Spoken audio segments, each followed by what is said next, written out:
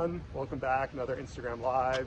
We are taking a walk in Silver Lake. We're actually buying a couple of buildings right now, and we wanted to give you a Q1 2023 update. We're going to talk about the hot topics that we've been seeing in the market, and Max will take it away.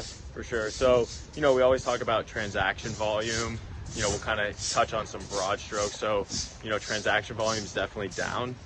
There's no doubt about it. I think a lot of people are, hey, how's it going?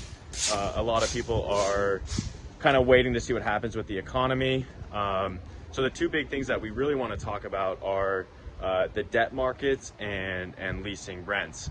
And so I think number one is the debt markets have been in a very interesting position.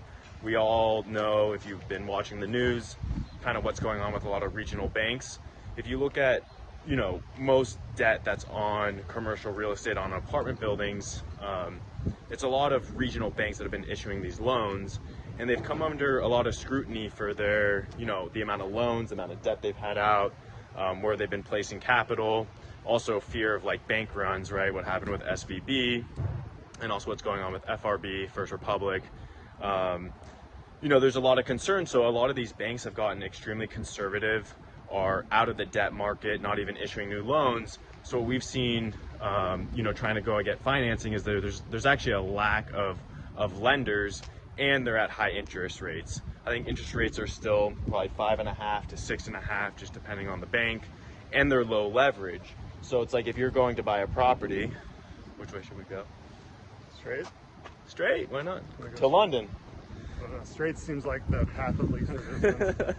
But no, if you're going to go get a loan in today's market, it's hard to even find a bank who's going to finance the property. Yeah, I think the other thing is that when you have a couple lenders left, right, you have the big box banks, you have the agency debt. So when those are, and these lenders are obviously very sophisticated, right? They're lending all day. They know what their competition is. So when they know that the majority of their competitors have left the market, just like in any business, just like in any ecosystem, if your competitors leave, you get to be more rigid about what type of loans you're going to take on, what type of sponsors you're going to lend to, what type of assets you're going to lend on.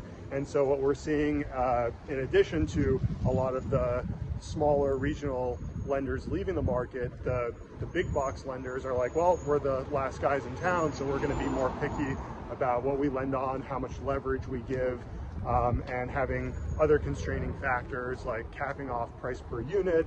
And so overall, it's gotten a lot more difficult to get loans. We're still buying, and we're still getting financing. It's just one more piece of our due diligence that we need to scrutinize before moving forward with a purchase or a refi. Exactly. And I think one interesting thing is that, 2-3 years ago, good call.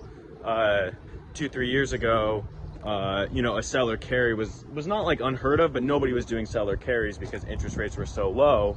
Now what you're seeing is, in order to put deals together, sellers are being open to financing the deals themselves. So when they sell, leave like $1 million back as a loan, as a first on the property. So we're seeing those. The other thing that we've been seeing is rent. So, we should really talk about the rental market, because that's what our business is predicated on, is having people who want to rent our apartments. And we've seen actually somewhat of a slowdown, units taking longer to rent and rents coming down. I think, we've talked about this a couple times where we saw rents really jump, 2 years ago, and have been on the rise up until probably we went into the holiday season, like November, December of 2022. And we've really seen a cool off. And I think there's just a lot of supply right now. We kind of talked about people that were going to sell due to ULA, but then weren't able to sell. Now maybe they lease out the property.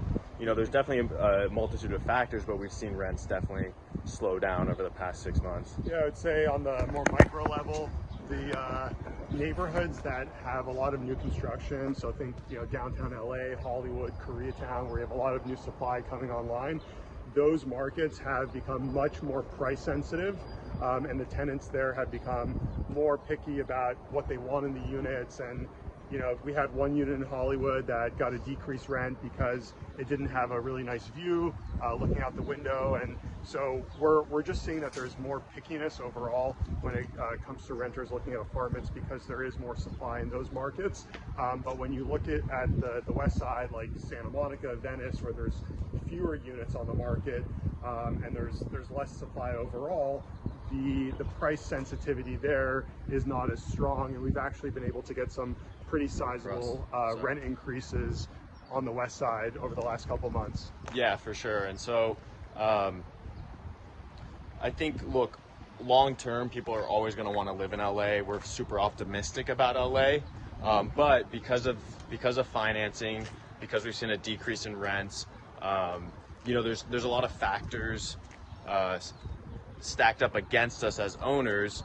You know, another thing, I was talking to one of my friends who does property management. He was talking about SCEP inspections, right? And so that's like when the housing comes in and looks at habitability and just like the cost of work that they're requiring you to do. It's like it's so hard right now to own and operate in LA. But because we're so optimistic, you know, we keep talking about all these things that are problems, Yeah. but we still believe in LA real estate, and we're going to continue to buy apartments here. Yeah, I think that's pretty much it. Q1 update. If anyone wants to have a more in-depth, conversation, feel free to reach out to us. I'm on Instagram at Eliyahu. You can reach out to us at the Goldfinger Group or Max, MAXX, 2 X's, at thegoldfingergroup.com. Thanks for watching.